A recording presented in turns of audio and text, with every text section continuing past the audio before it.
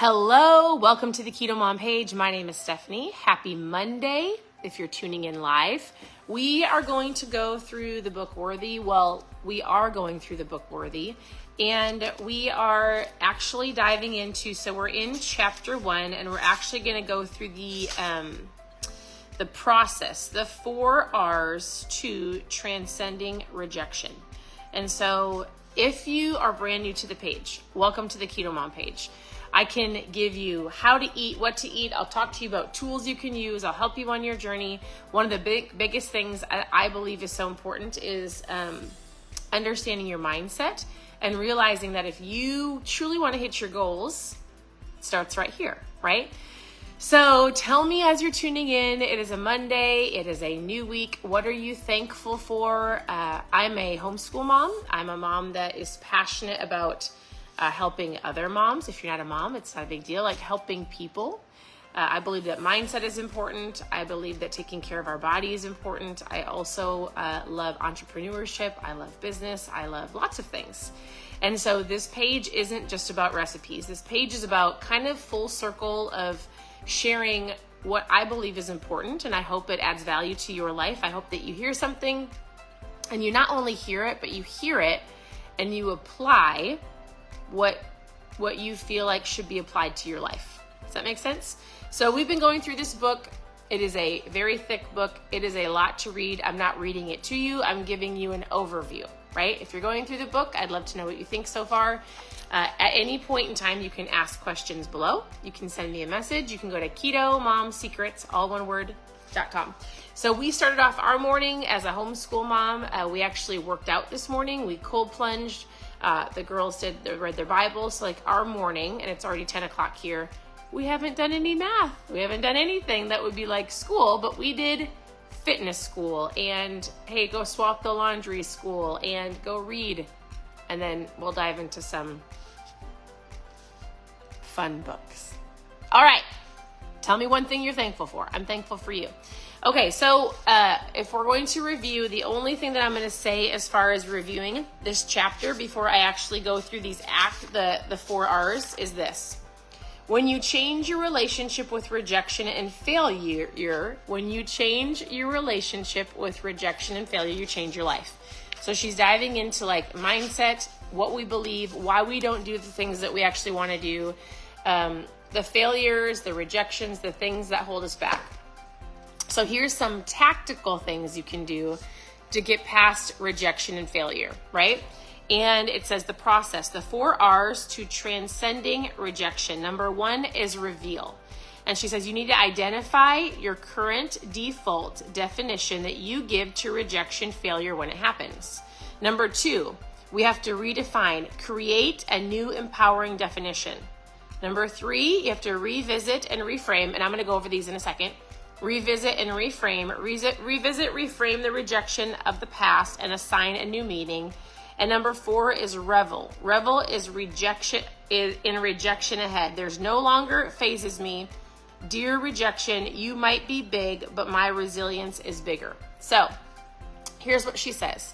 You've got to, number 1, reveal, right? Like you have to go, okay, I'm going to identify the definition I put towards things when people say something to me, when I feel rejected, when I feel like I failed. Like, what is the definition that I put behind that? And so I love what she says. She says, you need to make a mental note, or even better, write it down, whatever comes to your mind when you feel like you failed, you've rejected, what are the things that you find yourself saying? I'm not good enough. I'm not worthy. I can't do this. They told me I would never, I'm too old, I'm too young. Like, what is your default definition that you put to a rejection or failure? I ate the cake again. I'm a loser. My family always told me I'd be this size. They told me I couldn't do it, or I can't, or they said, or what is it? You have to go reveal it. You've got to catch it and go, these are the phrases I put. This is the definition I put. These are the things that my mind says as soon as somebody rejects me, or as soon as I hit that failure spot. What is it? Number 1, reveal. She goes this. As human beings, we are wired to avoid pain at all costs. It's a survival mechanism. And when we feel not worthy or unworthy or unlovable, we feel a massive amount of pain. And when we mentally think of all of this pain to the idea of rejection and failure, then we'll reluctantly take risks. We stay stuck and play life small. If we never put ourselves out there, if we don't risk and we don't feel that pain, guess what? If we never go after our dreams, we don't risk embarrassment or rejection, and it causes us to just sit in this space of complacency, right? You don't want to do that. You've got greatness inside of you. So we've got to reveal the thoughts, reveal the words. We have to write it down and go, when this happens, here's what I think. Because if you don't even know what you think, how can we capture it and change it? So we reveal. Number 2, we redefine. Assigning a new meaning to rejection and failure as one of the changes. It changes everything. She goes, she tells her story.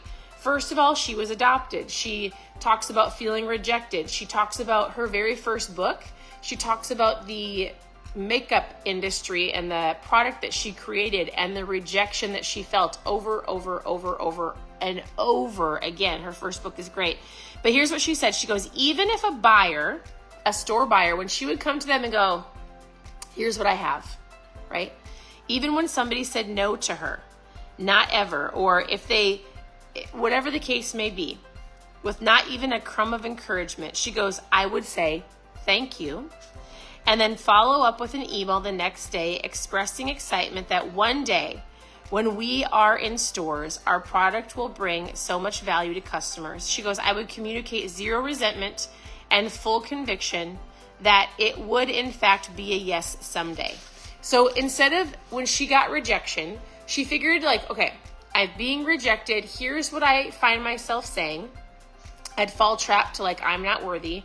And then she would go, okay, there's 3 phases that she would reassign to rejection or failure.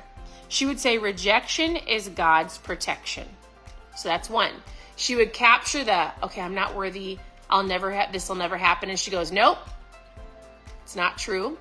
She redefined and she would go, rejection is God's protection. And then she would go, I haven't been rejected. My creator hid my value from them because they're not assigned to my destiny. My creator hid my value from that person because they're not assigned to my destiny. They're not on my journey. It's all right. And number 3, rejection and failure are victorious. They're a reminder that one of the brave ones, they're a reminder. I am one of the brave ones willing to go for it. I am one of the brave ones. I'm not just sitting back playing it safe because I'm afraid of what other people will think. I'm going to go after what I know can happen or I should do or the things that I want. She goes, when something doesn't go my way, my old response used to be, you're not worthy. But I would catch it in real time. I would imagine myself deleting it and then hitting the delete button and then mute the button. And then she goes, I would go over all of these things. Rejection is God's protection. I haven't been rejected. They're not on my journey, right? And I am one of the brave ones. So she would catch the negativity, redefine it, okay? And then she would dive into, there's a whole bunch of stories, so go read them. She would dive into revisit and reframe. The people who succeed the most are often the same people who fail the most because you're the ones who keep trying the most, right? Failure isn't a failure. It just goes, oh, I need to do something different. I need to keep going. The only way you truly fail is if you quit. So instead of choosing to believe I was rejected, I choose to believe that I was chosen. She talks about her being adopted, of her parents choosing to give her up for adoption, and she could sit in this I was rejected space, and instead she goes, I was chosen by the people that adopted me. And she goes, when I decide to change my story, I change my life. When you decide to redefine your story, redefine the things that you're going after, when you decide to redefine your story, you change your life. And the last part is revel. Once you've identified your new and empowering definition of rejection and failure, you start to fear them less.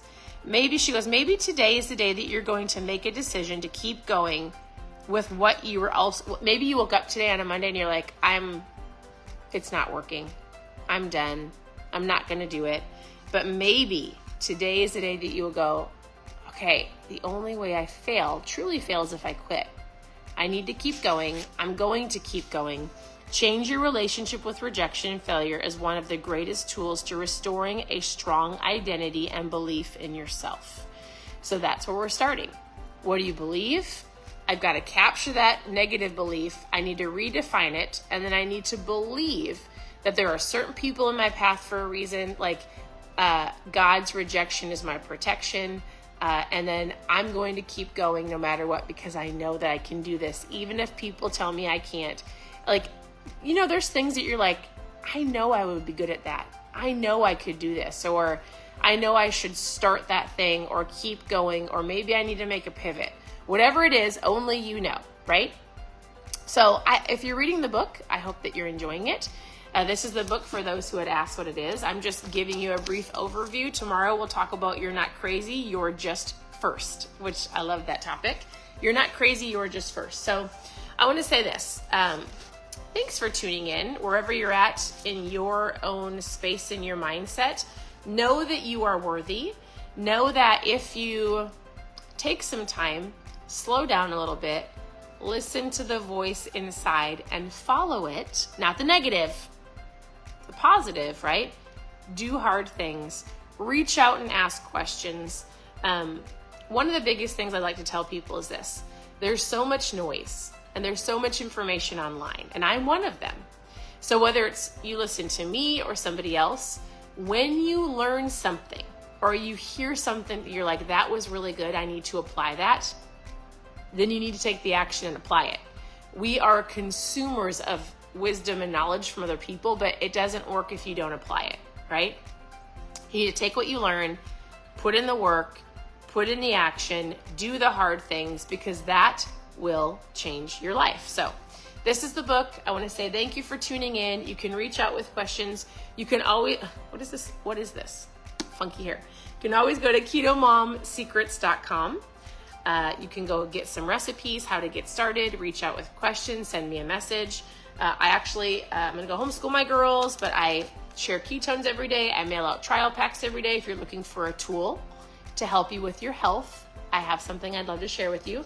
You can post trial in the comments. Otherwise, thanks for tuning in. Your presence matters. You can press the share button. Sharing is caring. And I hope you have a wonderful morning, and I'll talk to you very soon. Bye.